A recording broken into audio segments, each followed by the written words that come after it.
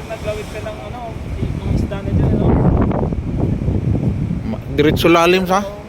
Delikado kasi yun nga, pag mahagip ka ng alon, Oo. hindi ka na makabalik sa Wala na, hilahin ka na doon. oo, hilahin ka na palabas. Sa madulas yung bato eh, hindi wala kang makapitan yung mga kapal.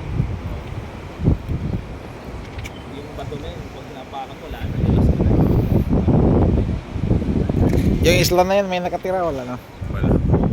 Kasi tag na lang tama nga, ma. Talagang batulong siya.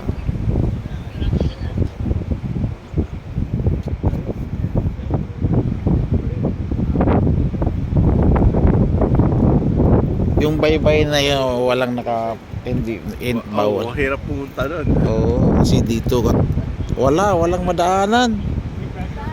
Kung magbangka nga lang, pwede. Hirap.